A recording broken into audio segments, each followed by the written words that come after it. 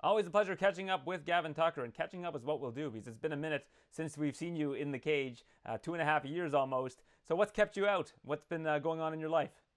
Man, just kind of plagued by injuries, to be quite honest. After the last one, trying to shake the chip off the shoulder, shake the frost, so to speak, and then really pushing hard. I was booked a couple times and had some pretty serious one in the rotator cuff in my shoulder, left shoulder, which is the second time that same shoulder. So had to change some stuff habitually that be less self-destructive maybe, and stop trying to rush back. These things, they just take so much time, and it's unfortunate, but here I am now. Did you have to get surgery on it both times?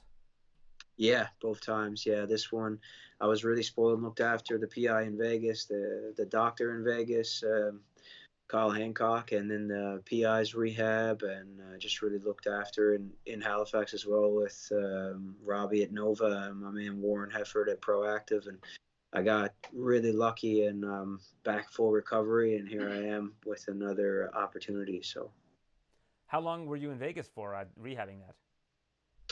I think I was there for between 2 and 3 months initially. I got the surgery, and then I stayed and worked at the PI and kept busy the whole time. Bike work, safety squat bar, and just I didn't waste any time. Stayed with it. As soon as I'm able to function with it again, right back to taping the floor, footwork, and everything else. So I've been out, but I've been improving. So. So, what kind of exercises and things did you do since you weren't able to really use your shoulders? I imagine sparring was kind of out of the question during that time in Vegas. Yeah, I'm a southpaw as well, so it's sort of difficult to have a left shoulder taken away. But I really built my lead hand a lot, and really did a lot of work based around just positioning in a striking sense and stuff like that too. And then a lot of tactical work, looking at things that went wrong, even though it was brief the last time out, and thinking about how I can really improve and how I never really get time to make those deep, meaningful improvements. So a lot of the stuff that I would work were based around lower body work, a lot of aerobic push, and the trainers there at the PI are just brilliant. They're able to work around pretty much any injury you have and still keep you working. And the stuff that I do myself and tactical studies and everything else with my team. So I got really lucky in the sense that I love the sport so deeply. Being taken away from it is the worst possible scenario for me, and I just stayed busy, stayed active with my mind and with the parts of my body that could afford the work, and grateful and lucky to be back here doing this again with a full body. I've spoken to a lot of fighters that say the best growth in their career has been when they aren't training for an opponent; they're just training for themselves, right? Like Hmm. you don't have to worry about a specific game plan at the time. Do you feel the same way after about 2.5 years off? That was really important and integral to your growth?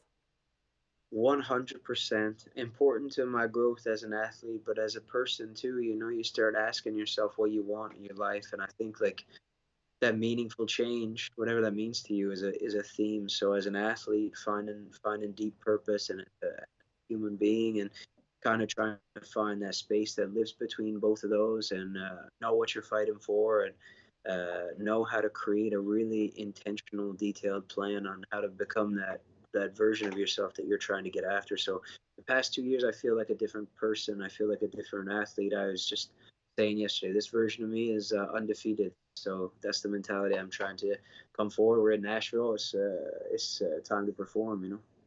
And that last fight of yours was a particularly tough one in your career. How hard has it been to have that kind of linger with you for this amount of time, given that you haven't been able to take a fight with the injuries?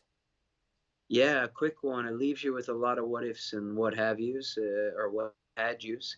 And I think that it's a crazy sport. Sometimes when you go and you have a short one like that, it can definitely make you look at stuff. What do I learn from that? What kind of data can I collect from that? What did I do? And I put it on myself as to what I did wrong and the short time leading up to it and rushed weight cuts and stuff like that. And I've made some big adjustments. I mean, especially in the weight cutting process and in everything else. And I do feel like having that uh, had happened, and then having time to really process. It does take a while to come back from those types of things mentally, let alone what you do physically with injuries and everything else. And you have to love this sport. And if your love is tested for this sport, you have validation that it's like truly in your heart and like that's what you want to do. So, um, you know, I know it sounds maybe cliche or generic to say it, but I feel like the loss was one of the better things that could ever happen. And I know time runs short in this career. You don't get to fight forever, but what I'm willing to do and what I've done and set in stone and everything that's blocked and build up to this, a little time off has become more of a blessing than it has anything else. And the loss has become a blessing in certain ways as well. So I'm just like so happy to be back here with an opportunity to kind of redirect everything and show this version. This might be something of a loaded question, but you have a very keen eye for MMA, and you often will watch fights in slow motion and find little nuances. So, in the time that you've been away, what's changed the most about MMA? What differences have you noticed in terms of people's approach to the game inside of the cage, in particular, that you've seen in the growth of the sport? There's an overall uptake in striking intelligence, that's for sure. Feints and stuff like you can notice that specifically. I bet you if you look at the stats at it, you can see like there's definitely an uptake in striking intelligence and the things that make the difference. The big rise in certain things, maybe not in just the past couple of years, but situationally things like calf kicks and application of elbows inside, little things that people are catching on to. It's become more of a commonality when you look at how techniques are being applied across different arts. The level of everything's obviously gone up. The level of scrambling has really gone up due to ADCC's popularity going up. People are a lot more willing to build off the bottom and give back exposure and create scrambles with a lot more confidence. Little things like that, and then obviously the PI being able to put out statistics. Okay, what weight are you? You're a featherweight. What are the highest statistical finishes at that weight? What are the highest submissions? And you look at the positions that those submissions come from, and you're able to be like, well, where do I put my time? If I want to optimize, if I want to have students, if I want to teach them, if I want to be a student, if I want to have live work, where do I put my time to get the most bang for my buck? So a lot of the things that I'm seeing now is like the entire the whole collective of fighting in general going in a direction where there's a lot more accessible education and information built around striking and built around scrambles and built around recovery and built around nutrition and stuff like that. So does that make you more excited to come back given the amount of time that you've taken off because you have so many different things you've learned in that time that you're looking to apply this weekend? Yeah, absolutely. And I mean, like I said, I haven't wasted a drop of sweat. I've tested myself in my time off too. It's not like, oh, the shoulder's healed and I come back, my shoulder's healed. I pushed myself. I like reimagined myself, retested myself, brought in the right people to do so, and re-looked at my recovery. Spent the time, spent the money, built the culture, built the team, built the plans, and here I am in fight week right now. Thanks to the Charles from the PI. I'm walking in at a good weight. This is actually the weight that I ended up cutting water from last time I walked in at this time. I can't believe the big changes, and I feel like overall I've been making those big changes in every area. And looking at the curve of things, like you said, the rising intelligence of just like the overall, the collective, and deciding how to invest time, how to stay on the cusp of that wave, and how to be elite. That's a big thing, with what we're looking at now. Everyone in the UFC is like you're special in your little community or whatever. When you get in, it's like there's a commonality amongst all the athletes. It's like how do you separate yourself from everyone? What makes someone elite as an athlete? How long can you do it? What type of methods are you using? Where are you putting your time? How are you thinking? How are you moving? How are you eating? How are you recovering? A lot of these things matter a lot to be able to just all equal into performance, which is where we're at. Where we're almost at 2 more days. So. I had a great chat with Yair Rodriguez about a month ago before he fought for the title. And he was Mhm. talking about how pattern recognition has been something that's been so valuable to him in his career. And I Yeah. asked him if he knew about color theory. I imagine you do because you come from a music background. And do you see the fight game like that too? When you're watching fights, are you able to see fights almost like a musician sees things with color theory, where they can kind of see music? Do you have that same sort of instinct for the sport, in your opinion? I think it's hard to say when you like. Do I have this? There's things go in seasons in this sport. Some days you have it. Some days you have it deeply, and some days you chase that dragon when you're trying to get it. And if you force it, focus and seeing patterns, of course. Like there's always going to be patterns with fighters. The zebras don't change their stripes, so to speak. And the Tigers don't either. So when we're talking about how to like identify patterns or create setups and stuff, there's definitely certain things, but you have to be present in the moment to not just like uh, fixate on that. Because I'll tell you, in my last outing with Ige, I was certain I saw an opening underneath that left hook, which he loves so much. You saw him stop Damon Jackson with that hook, and after our first exchange, I decided I'm going for the kill, and that was my kill because I obviously didn't go so well for me, but taking a little more time to let patterns emerge. I always tell my guys two is a pattern, right? If you go after a one, you might hit things prematurely. I understand fighting's crazy, different things can happen, and you try to draw data from what you can. But I do believe patterns are good, but there's also a moment in the fight where you have to free yourself up to just fight and let the work take hold. And then you have to find that sweet spot between that. I think that's where the artistry really lies in being able to read the situation, read the feeling, read the season, and as a fighter, get in there and just react, but also to have plans that are concrete in how they're set up, but fluid in how you're able to adapt. And that's a very tricky formula that is difficult to articulate in a single answer, you know? And your opponent this weekend, Diego Lopez, he had a fantastic debut against a pretty highly ranked featherweight in Movsar Evloev back in May. What did you take away from his performance in that fight? He's definitely willing to rapid fire submissions. He definitely throws things up. Um, he's willing to throw. He's a jiu-jitsu coach for the female 25 champion at the moment. So he's surrounded by good mentality, good culture, and he has some good things going on for sure. He's a good fighter. He's in the UFC and deserves to be there. Movsar's responses to some of the stuff that he threw up are much different from the responses that I'm going to have.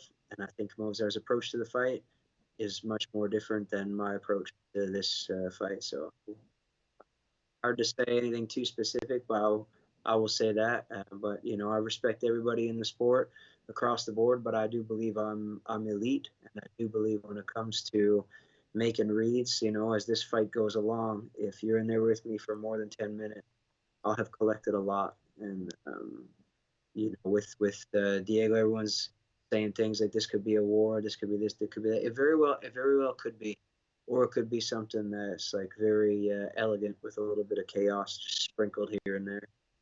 All right, be real with me here because if somebody asked me about Diego Lopez, I would have given him the same answer that you just gave me. You have like 30 pages of notes on this guy somewhere, right? And you just don't want to share that kind of data before a fight, I imagine. Um, yeah, there's an over analytical point too. You can really fixate on stuff and listen. The guy's preparing for you, so you also have to look at yourself. You have to ask yourself, what does this guy see? He has a very good boxing coach, obviously with Grasso and Aldana and the camp that he comes from. So what are they looking for from a boxing perspective? What are they looking for from a grappling perspective? It's not just a one-way traffic in what I see as him, because he'll change for me. I'll change for him. We'll change in the moment. We'll adapt to each other, I'm sure. So I think about the notes are a really great thing, but in the same mistake I had from overanalyzing in the past and being caught with a shot that wasn't supposed to be there, I don't want to get too outside of just being present and fighting my fight. This one's going to be more about me as an athlete and an artist, and that artistry I'm taking with me, and I'm holding it tight the whole ways through. So do you actually work in reverse when you're in camp? Like you look at footage of yourself and think to yourself, he might see this in my game and then make changes to that? Or given that you had a good amount of time off, do you feel like you've added enough diversity to your game that he's never seen that you can kind of come to the table with that? I've added a lot of diversity that most people haven't seen. Like I think God willing, the work will show, and that will be telling, and I won't have to say it or I'm not going to try to convince anyone. It is what it is. I mean, it's going to be whatever it is. So it's like at the end of the day, I'm just excited to compete. I'm excited to collect and cash in, so to speak, on this work that I do. They can look for patterns. They can, look for things that have happened. Everyone looks at what the guy got hit with, what happened in the past, what is this and that, and that's the smart thing to do. Because, like I said, in a certain way, people don't change. Most people, but when you're dealing with someone who's had a lot of time off, people talk about ring rust, but I don't believe in ring rust. This is, to me, is like a debut of a fight that I've been working to harder than I initially worked to get into the UFC in the first place. So um, I'm absolutely ready for whatever adjustments, whatever targets, whatever strategy they bring forward. It's going to be met with that work, that certainty that no matter where it goes, I've lit every corner. And finally, you were a musician before you were a mixed martial artist. Um, when was the last time that you picked up an instrument? Do you still do it from time to time? Not really. I picked up a mandolin and I learned some traditional music. I'm from northern Newfoundland, so the stuff that's just in my heart, I just kind of followed, especially through injury and stuff like that, and learned some hornpipes and reels and jigs and things like that. But it's not really in my heart anymore, if I'm being honest. And maybe it'll come back. But like I said, there's a season for everything. And this season is it's not for that. This season is for victories and um, for fighting. So All right. Well, 'tis the season for victories. That has a nice ring to it. Gavin Tucker, thank you for doing this, and congratulations on opening your own gym, Tower One Combat in Dartmouth. If you're in the Maritimes and you want to train with a great collective of mixed martial artists, Gavin and his team are there for you at Tower One. So appreciate you doing this. Look forward to speaking to you again soon, and best of luck this weekend. thank you, sir.